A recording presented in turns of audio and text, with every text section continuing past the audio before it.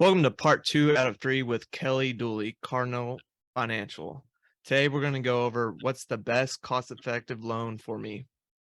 All right.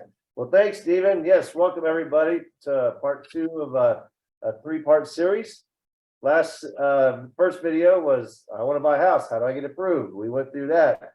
Now we're going to talk about I'm approved. What's the most cost-effective loan for you? We're going to go over the various loan types. So first, we'll start off with FHA. That's really the most common first-time home buyer loan. So FHA. So when you buy a house, let me back up a tad. When you buy a house, there's two dollar figures: the down payment, the closing costs. Okay. So FHA, the down payment, the minimum is 3.5%. So you take the price of a house, whatever you're approved for, let's say 200,000, multiply that by 3.5%. That's your down payment. Okay. The other half of the equation, like I said, is closing costs. Let me just cover this real quick. What are closing costs? People ask me all the time. Closing costs are a list of charges, and they are the title company. So wherever your closing takes place, the title company has charges. The appraisal, which is roughly $600, the buyer always pays the appraisal. The taxes and insurance on the house. Okay, so when you buy a house, part of the closing cost is you are paying for 1 year in advance of home insurance. Okay, so the average monthly insurance for a homeowner in the Houston area is about $150 a month. Well, that's $1,800 a year. Okay, so that's part of your closing costs. The taxes on the house, they will start, depending on what loan, an escrow account for you. They usually collect about 3 months of prorated taxes, and they start an escrow account, so some taxes in there. And then the lender, me, Cardinal Financial. You ball all that together, all those things, closing costs, depending on the price of the house, can average $12,000 to $15,000, $16,000. Okay, so those are closing costs. So down payment, closing costs, put those two together. That's how much it costs to buy a house. All right. So we talked about FHA loan, most common first-time home buyer loan, 3.5%. The reason most people, I think, do an FHA loan is because we talked it in the first series. We talked about the DTI, or debt to income ratio. FHA allows for a little bit more debt. Okay, a little bit higher DTI, or debt to income ratio. All right, so you go a little bit higher. Next, FHA allows for a lower credit score, so it won't deem you as bad on a conventional loan. So FHA, you can have a little bit lower credit score, and it's okay. It's not gonna kill you with fees. So second, conventional loan. Okay, I would say most second time and on buyers, second, third, fourth, use a conventional loan because they have enough equity from the sale of their first house. So conventional loan, we have two. One is 3% down. Okay.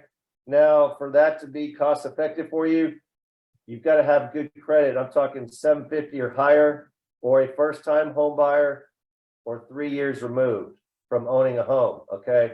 3% down conventional. But in this case, the most common conventional loan is 5% down. Okay. So take price of the house again, multiply it by 5%. That's your down payment. Closing costs are still the same regardless. Yes, so 5% down for conventional. Now, a lot of you know about the whole 20% down gets rid of the PMI, the private mortgage insurance. Yes, it does. Anytime you put 20% down, you rid the loan of that PMI, which is built into the mortgage payment.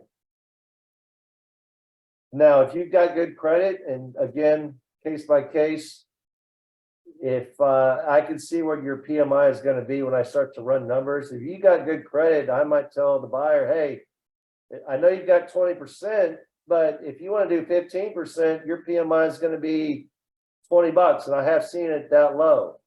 So that saves you 5%. And if you just want to put 15% down, your PMI is going to be $20. And when your house hits 20% equity, that PMI, excuse me, will go away. So, okay, that's just want to let you know that you don't always have to put 20% down if you don't want. And if you do put 20% down, yes, you're in the loan at PMI. You also have the ability, if you want to pay taxes and insurance yourself. Okay, but you must do 20% down. Okay, FHA, conventional, USDA. Don't do a lot of those here. USDA is more reserved for the agricultural loans, people that are, on a farm, that kind of thing. Also, they're very tight on restrictions. You have to have really good credit, minimal debt. Yes, it's zero down for a USDA loan. You still have to cover closing costs.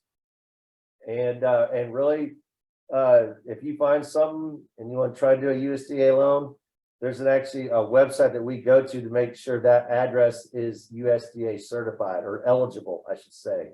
So if you're looking for a house in the suburb, forget it. USDA loans, again, are out in the country where there's trees and deer and turkey, whatever. Okay, so USDA loan. Then there is the VA loan. Okay, VA. Those are for our military folks. Great loan program, and deservedly so for our military people. This loan is zero down, okay, 0% down, like FHA is 3.5, conventional is 5. VA is zero down. The buyer still covers the closing costs. Again, 12 to 15,000 roughly, just kind of depends on the house. The benefit of a VA loan, obviously, besides the zero down, is there's no PMI on that loan. Okay, so no private mortgage insurance on a VA loan. Your rate's a little bit better because we definitely want to help out the military folks, and it's a great loan. So if you're a military professional and you want to get a VA loan, you probably know this. You got to have that DD 214. Okay, you get that, give it to us. We'll send it in on your behalf. Make sure you're eligible, and we're good to go. Okay, so VA loan. So when you get over 472 loan amount, you're getting into conventional loan. Okay, so conventional goes all the way up to 726,000 roughly.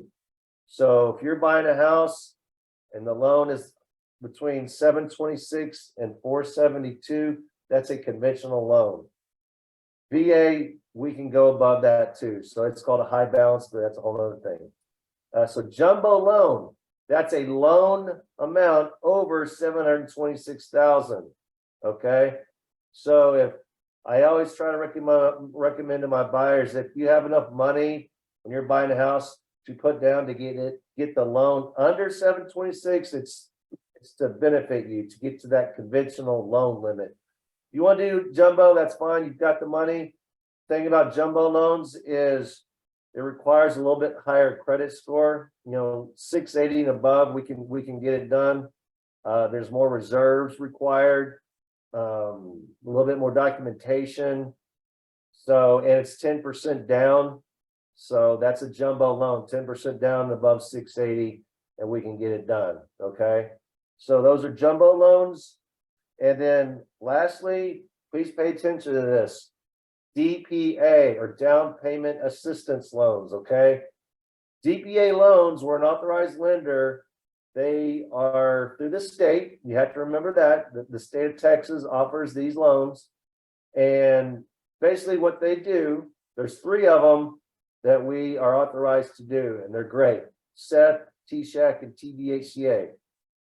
The thing about these is, and you can have a DPA loan, whether it's FHA or conventional, okay? But what a DPA loan does, it will cover your down payment. Remember when I said when you buy a house, there's the down payment and the closing costs? The state will cover your down payment. You're just responsible for the closing costs, the buyer. So, and the other parameters exist. The 620 credit score, like we talked in the first series, you have to have that. The 2-year work history. The only other caveat is this, guys, income cap of about 99,000. That's household income. So if you're a husband and wife, you both have to make less than 99,000. All right. Now there is one, it's different circumstances. We can go up to about 110, but for the most part, for this discussion, Whether you're one person, two people, three people, you got to make less than 99,000. So if you meet those criteria, the 620 credit score and above, the 2-year work history, you make less than 99,000, you've got about 10,000 saved up. We can get you in a house. Stephen can go find you one. Okay. So please keep that in mind. It's an excellent loan program. And what it does is the state will charge a little bit higher interest rate because that's how they make their money back.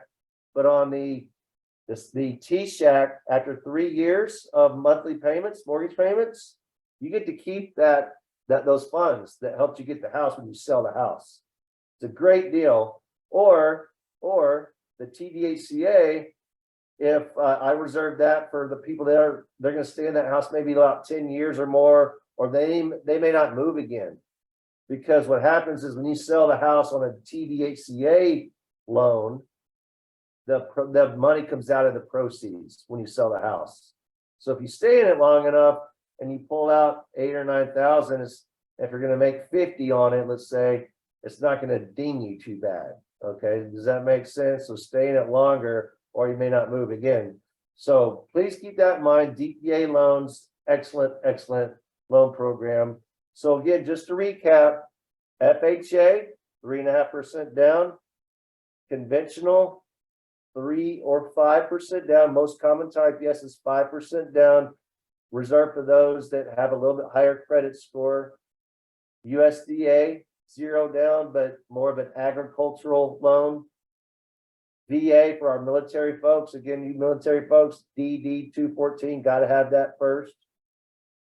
Jumbo loans, any loan amount above 726,000, and the DPA loans. Now, lastly, just to say something, let's say you've got a credit score in that 680 to 720 range, something like that. You and I will always show you this. You have the ability to maybe go FHA route or conventional route. Okay. Remember when I talked about PMI or private mortgage insurance? We have zero control over that. There are literally 6 servicers across the country that do PMI, and I just picked the less expensive one or the least expensive one. So it's based on your credit score, your debt to income, the loan type, except there's many factors. So if sometimes if you've got the money for a conventional loan, but your PMI, and I can tell you, your PMI in advance it's going to be about $200. Or FHA, same person, same credit, your PMI might only be 70. Okay. And we could talk about it. You might get a little bit higher or a lower interest rate because of the credit. So you might be one of those people that can go either way. So I always like to give my buyers option if there is an option. Okay. And the biggest difference between conventional and FHA is on a conventional loan, that PMI goes away one day. Remember when I said when the house hits 20% equity, that PMI will go away. FHA loan, it stays on there forever. So you sell the house or you refi. I get that happens. You can do that. If that PMI is $100 less a month or 150, which I've seen, a lot of people go the FHA route, wait a couple years, and then refi into a conventional loan. And the beauty of a refi, which if in case you didn't know, is it's zero out-of-pocket costs when you refi. The only out-of-pocket cost you have most of the time is an appraisal, because we have to figure out what the house is valued at when you do a refi. All the closing costs are rolled into the loan, okay, in case you did not know that. So keep that in mind as well. But Stephen and I appreciate you listening in this part 2 of a 3-part series. So stay tuned for the 3rd part, because what we're going to cover next is you got approved. We figured out which loan type is best for you. Then the 3rd part is we'll talk about, I send Stephen an approval letter to figure out how much house he needs to show you. And we're talking about making an offer on a house to the closing table and everything in between, what it looks like. Okay? Heck Stephen, yeah. Well, thank you so much, Kelly. my pleasure. Y'all take care.